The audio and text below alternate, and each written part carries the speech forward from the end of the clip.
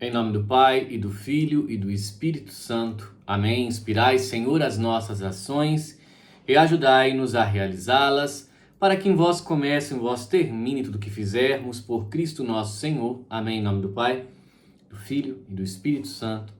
Amém. Salve Maria Imaculada e que viva Cristo Rei. Aqui Tiago Bruno, missionário e jornalista católico para o canal Católico de Verdade. Estamos aí com o caso da laicização da Canção Nova, em que o Ministério Público interferiu querendo a laicização, tirar a administração da fundação de membros da Canção Nova.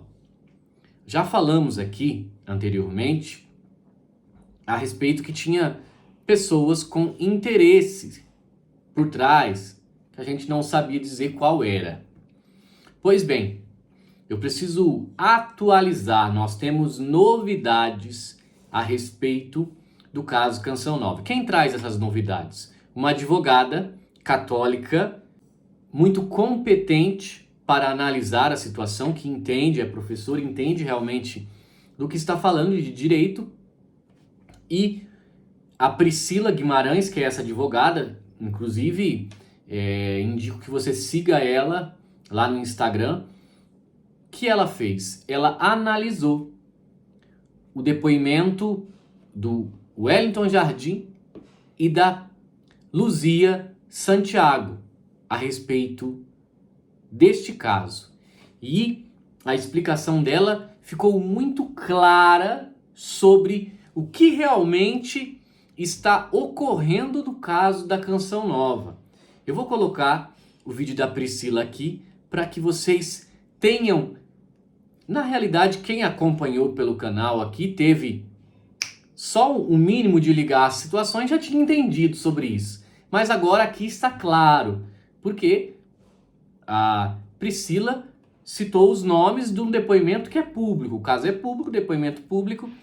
Então fica muito claro agora toda a questão da Canção Nova. Vamos analisar agora comigo. Vocês pediram tanto e eu trouxe.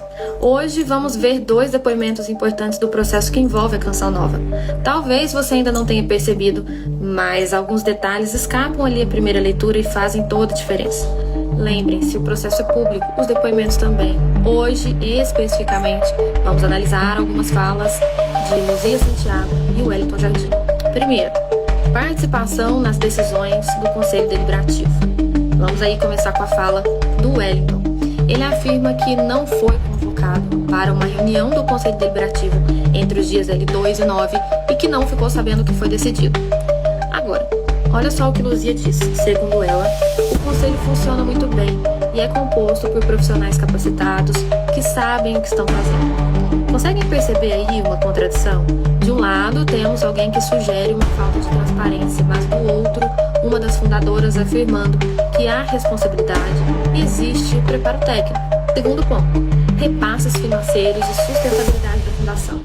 Bom, vamos falar aqui sobre o dinheiro, ou melhor, de como a missão da Canção Nova, como ela se sustenta. E aqui a Luzia deixa bem claro, a Canção Nova é mantida pelos pobres e não há grandes doações. Ela afirma que sem o sistema de rádio e de TV, a comunidade sobreviveria apenas das doações simples, das pessoas comuns, ou seja, a sustentabilidade da evangelização não depende de esquemas duvidosos, repasses duvidosos, depende da fé, da confiança, do apoio dos fiéis. Segundo ela, o sistema financeiro é transparente e funciona com clareza. Para quê? Para manter viva a missão de evangelização. Então aqui fica a pergunta: se tudo isso está claro, tanto nos números quanto nos resultados, por que esse ponto virou alvo de questionamento no processo? Quem é que está querendo colocar uma dúvida em relação a uma obra que é desde o início sustentada pela fé do povo? Terceiro ponto: separação da comunidade e fundação após a alteração do estatuto. Esse ponto é importante para entender o pano de fundo do processo. Existe ou não uma separação, de fato, entre a comunidade Canção Nova e a Fundação João Paulo II? Bom, Wellington afirma para nós que, antes da alteração do estatuto, tudo era da Fundação João Paulo II. Agora, tudo é da comunidade Canção Nova e não sabe mais detalhes. Ou seja, ele sugere uma espécie aí de uma fusão indevida, como se a fundação tivesse sido tomada pela Canção Nova.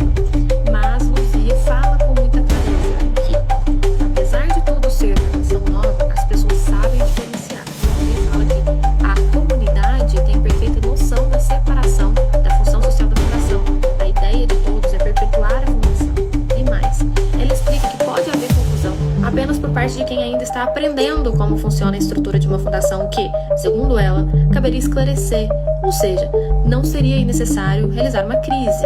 Aqui então nós temos uma contradição. De um lado, o Wellington demonstra um cenário de confusão, um cenário de perda de controle. Do outro, Luzia sustenta que a separação segue firme e que a identidade de cada instituição ela é bem compreendida por quem conhece a missão e também os bastidores da obra. Então eu te pergunto, quem que se beneficia com a ideia de que tudo estaria misturado, estaria desorganizado? Quarto ponto, a origem e o propósito da Fundação João Paulo II. Quando se trata de entender o porquê que a Fundação João Paulo II foi criada, as versões elas também se chocam de uma forma simples. O Wellington ele afirma que após uma conversa com o servidor do Ministério das Comunicações, acharam lá na época melhor abrir uma fundação para que houvesse a fiscalização pelo Ministério Público e a sua perenidade, mesmo depois da morte do Padre Jonas. Ou seja, segundo ele, a motivação principal seria institucionalizar a obra, garantindo ali um controle externo, longevidade, como se o objetivo fosse blindar ali a Canção Nova. Já a Luzia, ela responde com simplicidade, com fé, que a Fundação João Paulo II era um meio para expandir a evangelização. Ela reforça que o propósito sempre foi evangelizador e que a fundação foi criada como instrumento para alcançar mais pessoas com a palavra de Deus. E o que chama a atenção aqui? Enquanto Wellington transforma a fundação em uma entidade burocrática e de controle jurídico, Luzia reafirma a missão espiritual e social que a originou, como um prolongamento daquilo que o Padre Jonas já fazia com a comunidade. E essa divergência levanta uma pergunta.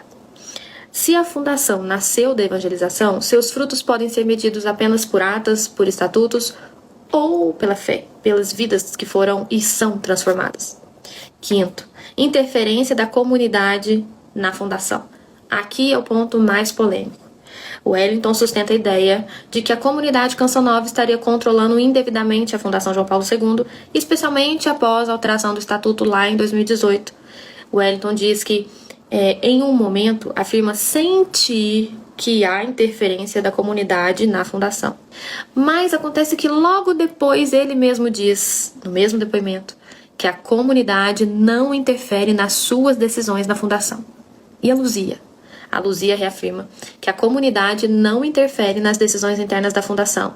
Ela alega que não houve interferência da comunidade na fundação com a alteração do estatuto, nas reuniões da comunidade, não são tratados assuntos da fundação, as pessoas sabem diferenciar. Qual a contradição aqui? O Wellington tenta sustentar a tese de que há uma interferência na comunidade, da comunidade, mas o mesmo depoimento admite que a comunidade não interfere nas decisões da fundação. Isso levanta uma pergunta importante. Se não existe uma interferência direta, por que sustenta então essa narrativa? Já a Luzia se mantém firme numa fala coesa e reforça a separação e a autonomia entre as instituições. Olha só, se você quer entender o que está ocorrendo no processo contra a Canção Nova, continua comigo por aqui. A cada depoimento surgem detalhes que merecem ser analisados com atenção e eu tô aqui para te mostrar tudo de uma forma clara e direta. Atualmente, o processo está suspenso até o dia 31/5 e a Canção Nova segue firme realizando o seu trabalho maravilhoso de evangelização e de ação social. Continuamos unidos aí em oração pela missão, pela obra, certos de que a verdade prevalecerá. Peço desculpas pelo atraso na postagem, mas agora teremos pelo menos um vídeo por semana com novos trechos, pois vocês estão pedindo muito no meu inbox. Bom, curta, compartilha com quem precisa saber, comenta aqui o que você achou. Nos vemos no próximo vídeo, porque como você já percebeu, esse processo tem muitas camadas. Pois bem, meus irmãos, eu acho que ficou muito claro aqui que há uma consistência no depoimento da Luzia e uma inconsistência no depoimento do Wellington. Nós precisamos, sim, questionar uma situação. Eu, como jornalista, eu preciso questionar uma situação. O que o Wellington está querendo com essa narrativa que ele está sustentando aí? Qual é a intenção do Wellington? Porque não dá para entender, né? Se a comunidade não interfere nas suas decisões, como que a comunidade interfere na fundação? Acha que está interferindo, mas fala que não está interferindo? Como que funciona isso? Precisamos levantar esse questionamento, essa interrogação. Não dá para entender o que o Wellington Jardim está querendo. Este é o grande X da questão. Queridos irmãos, estamos com promoção na Livraria Católicos de Verdade. Uma promoção grandiosa. E nós temos esse livro de Catarina de Siena, doutora da igreja. Esse livro é da vida dela. Conta a vida dela. É maravilhoso. Você vai ver como essa santa aqui tinha dons extraordinários e uma vida mística fantástica. 53% de desconto na Livraria Católicos de Verdade. Vou deixar o link na descrição do vídeo. Estamos com outras e outras promoções também. Dá uma passadinha lá, aproveite e ajude o nosso apostolado. Salve Maria e que viva Cristo Rei!